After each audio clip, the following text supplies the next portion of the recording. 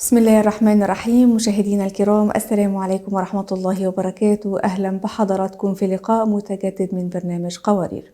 حديث الرسول صلى الله عليه وسلم الذي قال فيه: إذا دخل شهر رمضان فتحت أبواب الجنة وغلقت أبواب النار وسلسلة الشياطين. والحقيقة بتصبح الأجواء مناسبة جدا إن الناس تعيش مع بعضها بشكل فيه هدوء وشكل فيه سلام، مهيئة للطاعة، مهيئة للذكر وروحانيات ما شاء الله. مفيش مجال للخلافات ولا دخول الشيطان بين الأزواج وبعضهم البعض، ما بين الأقارب، ما بين أي شخص والتاني. لكن للأسف بتكون في بعض المنغصات أو المضايقات اللي بتعكر صفو هذا الشهر الكريم. الضغوطات دي والمنغصات دي بتكون ناتجة عن بعض المشكلات السابقة اللي ما اتحلتش قبل دخول رمضان، وبالتالي دخلوا بيها الشهر الكريم، سواء كانوا أزواج أو جيران أو زملاء في العمل أو ما إلى ذلك. هي موضوع حلقتنا النهاردة هنتكلم فيه عن كيفية استثمار الشهر الكريم، وخصوصا في الأسرة، وخاصة كمان الزوجة المسلمة أو المرأة المسلمة ازاي تستثمر الشهر الكريم في محو هذه الضغوطات، سواء كانت ناتجة عن مشكلات أسرية أو ناتجة عن ضغوطات مادية أو حتى ضغوطات نفسية. هنناقش الموضوع ده بإذن الله تعالى. أستاذة خديجة برهان، المستشارة الأسرية واللايف كوتش. السلام عليكم وأهلا ومرحبا يا أستاذة خديجة. وعليكم السلام ورحمة الله وبركاته. أستاذة ندى، أهلا وسهلا فيكي وفي متابعين برنامج قوارير المميز للنساء. أهلا وسهلا أهلا فيكم. ومرحبا بيكي، أهلا وسهلا بحضرتك. شهر رمضان معروف هو شهر الطاعات والبركات والعبادات، وشهر الروحانيات العالية جدا جدا. والحقيقة للأسف الشديد بعض النساء وبعض الأسر بتجعله هو شهر الطعام، وكأننا لم نأكل أبدا طول العام، وهندخل رمضان علشان نعوض الجوع بتاع العام كله. والتفنن بقى في زيادة الأصناف، وبالتالي التفنن ده بينتج عنه ضغوطات مادية كبيرة جدا، وبيخرج رب الأسرة مديون في بعض الأوقات بسبب كثرة العزائم وكثرة الموائد والأشكال والأنواع المختلفة جدا من الأطعمة اللي بيقدمها في رمضان. إزاي نستغل ونجعل شهر رمضان الكريم فرصة وبداية لتهذيبنا وتنظيم أمورنا المادية؟ طيب، نحن دائما لازم نذكر شيء مهم جدا. التخطيط لأي شيء هو بداية النجاح. لما ندخل في أي أمر بدون أي تخطيط وبدون أي ترتيب وبدون معرفة الهدف الذي من أجله نحن نسعى، تدخل الأمور في العشوائية، ويصير الإنسان يبدأ يتصرف كما يتصرف كل الناس. خلاص، أغلب الناس يفعل وأنا أفعله معهم. إذا صار في عزائم يصير في عزائم، إذا صار في ديون يصير مع الديون، إذا صار في أنكاد يصير مع الأنكاد. ما عنده اللي هو الخطة الواضحة في هذا الأمر. أعظم وقت للتخطيط هو شهر رمضان العظيم. لما أجي اليوم أنا أخطط لرمضان كيف أبغى أستغل هذا الشهر، معناها التخطيط ليس في جانب العبادات فقط، إنما تخطيط مادي، تخطيط جسدي، تخطيط صحي، تخطيط عائلي، تخطيط بعيد المدى. ربما رمضان حتى هو أفضل شهر لإحداث التغيير في حياتنا، هو شهر التغيير هو أساسا. شهر هو التغيير بيجي يغير بالضبط. لك حياتك كلها. فاليوم الإنسان لما ما بيعرف متى أبدأ التغيير، عندك فرصة اليوم في شهر رمضان، عندك 30 يوم لإحداث التغيير في حياتك، إدخال عادات جديدة، سلوكيات جديدة، مبادئ جديدة، أخلاقيات جديدة تبغى تمارسها، تقدر تمارسها طوال شهر رمضان. إذا 30 يوم اليوم الإنسان استطاع أن يمارس شيء جديد، أفكار جديدة أو خطط جديدة، معناها هو قادر بإذن الله تعالى بعد رمضان يكمل على نفس المنوال من الخطط. ليش؟ لأنه 30 يوم أصبح فيه تدريب يومي، تدريب يومي لممارسة شيء جديد. فالعقل أساسا بيتبرمج، يعني في 21 يوم، في 30 يوم بيتغير. احنا الصلوات لما نصليها 5 صلوات في اليوم، من أجل ماذا هي؟ حتى نحن نتعلم التدريب على أنه احنا نضبط سلوكياتنا ونكون في نفس الوقت، في نفس التوقيت، بنفس الكيفية، بنفس الحركات، بنفس السكنات، نتواجد في هذه الحالة الشعورية والحالة السلوكية. لكن لما نفقد الدخول لها بأرواحنا فما بيكون لها أي تأثير. لذلك حتى الصلاة، من لم تنهه صلاته عن الفحشاء الفحشاء والمنكر فلا والمنكر صلاة فلا له، صلاة يعني له. معناها أصبحت ظاهرية. مم. ونفس الشيء في رمضان، إذا أصبح دخول رمضان هو الامتناع عن الطعام والشراب فقط، مع بقاء كل العادات القديمة مم. وكل السلوكيات وكل الأفكار، فليس لله حاجة في طعامه وشرابه، لأنه المقصد العظيم هو إحداث التغيير في هذا الشهر الكريم. فهنا إذن الإنسان هو سيد نفسه، كيف عنده أهداف في شهر رمضان أو عنده خطة، هذا هو اللي سوف يفرق. ودائما الأب أو الأم لما يكون في البيت عندهم خطة شهر رمضان بشكل تلقائي أبنائهم راح يمارسوا هذا التخطيط. خليني ألفت النظر لشيء مهم. يعتقد الإنسان اليوم أنه أنت اليوم 30 يوم لما تسوي خطة هي خطة لنفسك، لا، أنت بتهيئ الجيل الذي بعده، أولادك اليوم أنهم يسووا نفس الشيء. ليش؟ لأنه في ذاكرة. أولادك اليوم في رمضان لما يأتوا وأنت مش موجود حيقولوا إيش؟ والدنا في رمضان كان يسوي زي كده، أمي كانت في رمضان تسوي زي كده، خلاص. فبالتالي العادات الحسنة بتنتقل تلقائيا، وهذا يمشي مع من سن سنة حسنة. فهنا اليوم نحن مأمورين أن نحن نسن سنة حسنة ونعود بالناس إلى الدرب الصحيح، خاصة في شهر رمضان، من خلال التخطيط والترتيب ووضع برنامج ونظام في هذا الشهر. فعلا محتاجين ان احنا لابد نكون مخططين، زي ما اتكلمنا سابقا عن التخطيط للعبادة وجدول العبادة المفروض يبقى عامل ازاي في رمضان، كمان نخطط ماديا شهر رمضان الكريم هيمر علينا ازاي، بحيث ما نكونش مسرفين على الإطلاق ونتحمل ديون وأمور مادية لا طاقة لنا بها. الحقيقة أستاذة خديجة، في بعض الضغوط بتكون ناتجة عن مشكلات أسرية وزوجية سابقة قبل شهر رمضان الكريم، وما كانتش اتحلت قبل كده، ودخل الزوجين الشهر الكريم وهم سواء كانوا قلوبهم ونفوسهم غضبانة أو حزينة أو شايلين من بعض ومش حابين إن هم يتكلموا، فبتكون الناس مستغربة إزاي الشياطين بتكون مسلسلة وفي مشاكل كبيرة ما بين الأزواج. إزاي الزوج والزوجة الاتنين علشان لا نلقي الحمل كامل على الزوجة فقط يستغلوا الشهر الكريم في تخطي ضغوطات المشاكل الزوجية والأسرية ما بينهم؟ زي ما ذكرنا احنا رمضان هو بداية لكل شيء. قبل ما ندخل شهر رمضان المفروض أن الزوجين يجلسوا مع بعض جلسة مصارحة، ويعرفوا أنه اليوم شهر رمضان هو آخر شهر لهم في هذه الحياة. فإيش يبغوا يسووا، كيف يبغوا يستقبلوا العبادات، كيف يبغوا يستقبلوا الطاعات مع بعضهم البعض ويعينوا بعضهم البعض في شهر رمضان.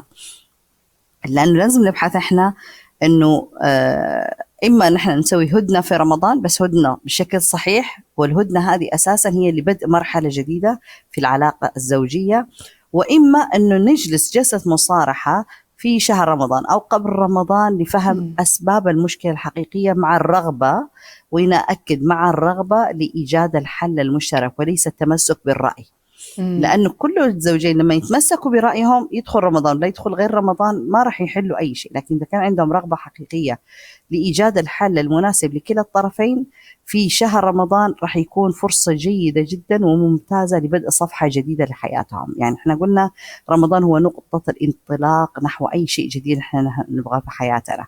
فهي هنا لازم نعرف احنا أسباب المشكلة إيش هي، ويكون عندنا رغبة ان احنا نحلها، وندخل شهر رمضان بقلوب صافية ونقية ونظيفة حتى نساعد بعضنا البعض في أداء العبادات والطاعات. وإحنا بنقول العبادات ليس الشعائر التعبدية، إنما كل العبادات، حتى العبادات القلبية، من صفاء النية، من حسن التبعل، من الخدمة، من إلى آخره، وتقديم التنازلات. هذا كمان شكل من أشكال العبادة من أجل أن الحياة الزوجية تسير بكيفية التي يحبها الله سبحانه وتعالى.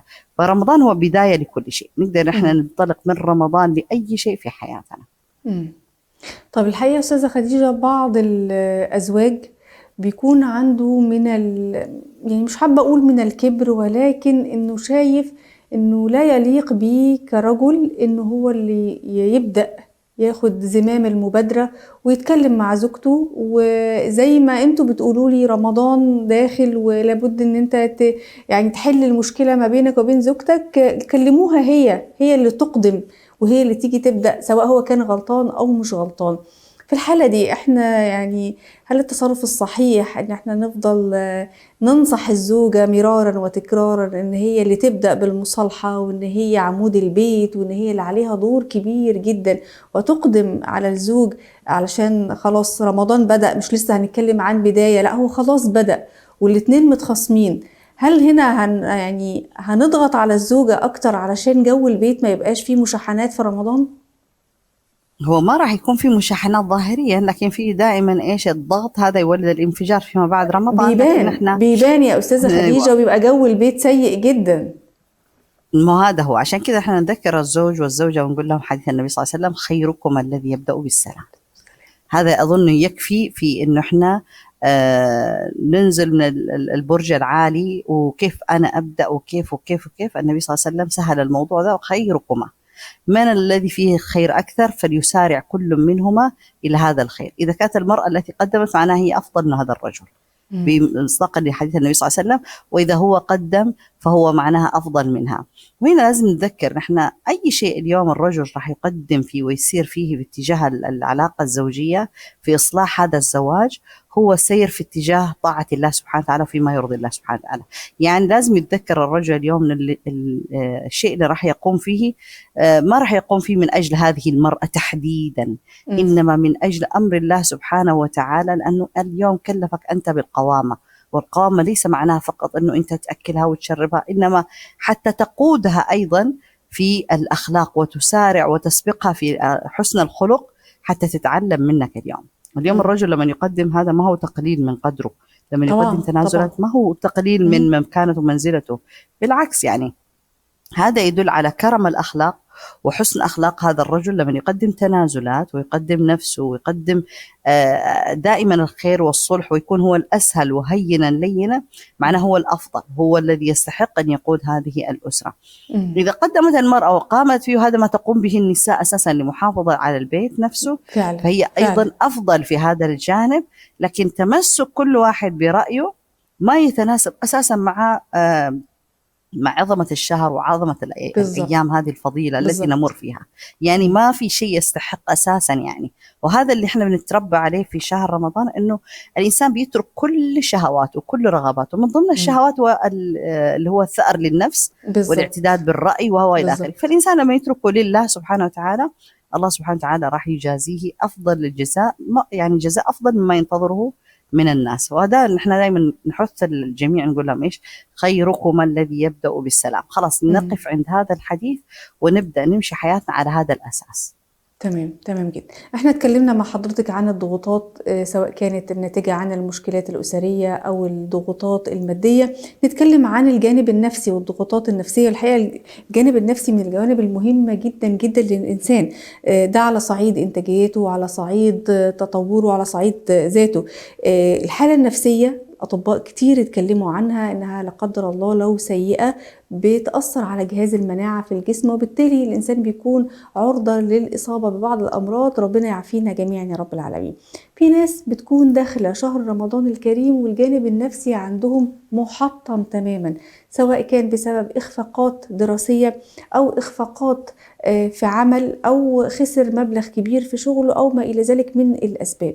إزاي يكون شهر رمضان الكريم فرصة إنه يتخطى الأزمات دي، خصوصا النساء والبنات، لأن بنكون أكثر عرضة يعني للألم النفسي، وبياخد معانا وقت أكتر في التعافي عن الرجال. إزاي نتخطى الأزمات النفسية خلال شهر رمضان الكريم؟ سبحان الله، في شهر رمضان الفضيل، يعني إنسان لأنه مركز على الجانب العبادات والتقرب إلى الله سبحانه وتعالى، فهو هنا بيكون دخل أول مساحة الإحساس بالأمان النفسي، يعني المعالجات النفسية، وهي بالقرب من الله سبحانه وتعالى. كثرة قراءة القرآن، كثرة العبادات والدعاء والصلاة واستشعار روحانية رمضان والانقطاع عن الطعام والشراب بالصيام، فرصة بالفعل هو للإصلاح النفسي. يعني ليش؟ لأنه إنسان كل ما يدخل في حمى الله سبحانه وتعالى فهو آمن، لأنه يبدأ يستشعر معية الله سبحانه وتعالى وقدرة الله سبحانه وتعالى على أنه يستجيب لدعواتنا ويعطينا ما نتأمل وينجينا مما نخاف. هذه الحالة الروحانية العالية هي فرصة بالفعل للتخلص من هذه الضغوطات النفسية. الضغوطات الأخرى التي يشعر فيها الإنسان هو الضغوطات الخارجية فقط وليس من نفسه، لأنه انقطاع الإنسان سبحان الله عن الأكل والشرب يجعل الإنسان في حالة راحة نفسية، حتى هرمونات الجسم تهدأ، حتى الجسم عن وظائفه الأساسية الهضم والإخراج وإلى آخره كله بيهدأ. يعني معناها حركة الجسم نفسها بتدخل في حالة سكون وهدوء. يبقى إيش؟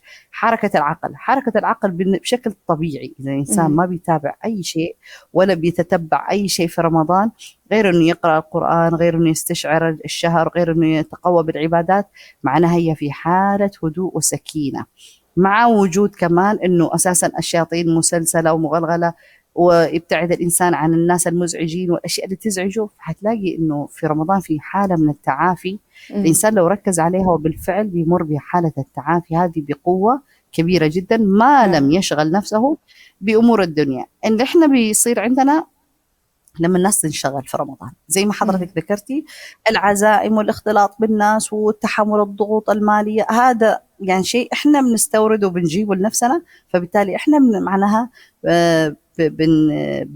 بنخرب ميزان الهدوء النفسي الذي نحن فيه بسبب التكاليف اللي أساسا غير مطلوبة منا. فهنا طبعا إحنا نقول إيش، شهر رمضان شهر للتعافي من كل شيء، تغيير جديد، بداية جديدة، خطة جديدة، حالة من السكينة والروحانية العالية اللي يكون فيها الإنسان، بيكون فيها حالة من الطمأنينة والأمان النفسي الذي يشعره من خلال قربه من الله سبحانه وتعالى.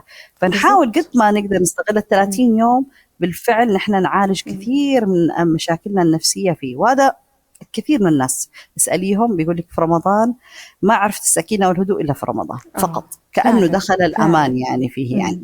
فنحاول نستغل هذا الشهر معانا بهذه 30 يوم بإذن الله الدعاء فيهم مستجاب عند الإفطار وقيام الليل، فندعو الله سبحانه وتعالى دائما مرارا وتكرارا ولا نمل من الدعاء. الله سبحانه وتعالى يحب العبد اللحوح.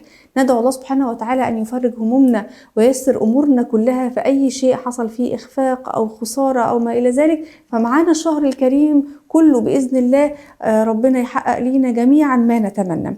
أخيرا أستاذة خديجة، نصيحة حضرتك لكل أسرة مسلمة بتسمعنا النهاردة ولكل زوجة مسلمة بتسمعنا النهاردة، تنصحيها بإيه علشان يخرجوا من الشهر الكريم رابحين على شتى الأصعدة اللي احنا اتكلمنا فيها ومتخطين كل الضغوطات اللي احنا اتكلمنا فيها مع حضرتك؟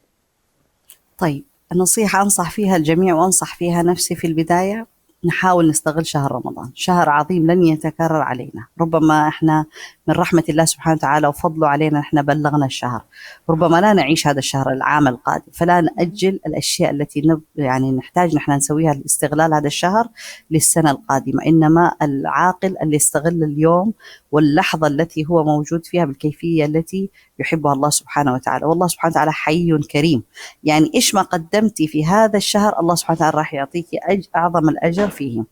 الشيء الثاني التخطيط، ثم التخطيط ثم التخطيط. كل شيء في أمور الدنيا يمكن تأجيله، كل شيء نقدر نأجله لما بعد رمضان. ما في داعي إن الأشياء كلها نراكمها في رمضان ونحلها في رمضان ونسويها في رمضان ونتواصل مع الناس في رمضان. نقدر نأجل حتى التواصل الاجتماعي هذا، حتى العزائم هذه كلها لما بعد رمضان. رمضان هو شهرك الخاص سواء كان للرجل والمرأة.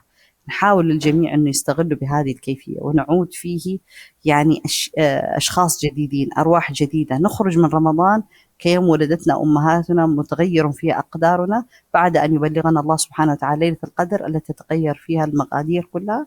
فنحاول نحن نبذل فيه الجهد حتى نصل لهذا المستوى أو لهذه الليلة العظيمة. هذه الليلة ما نقدر نوصل لها إذا ما كان في استعداد من البداية الرحلة حتى نصل لهذه النقطة. والله سبحانه وتعالى لا يضيع عمل عامل ولا يخيب أمل آمل. آمين يا رب العالمين.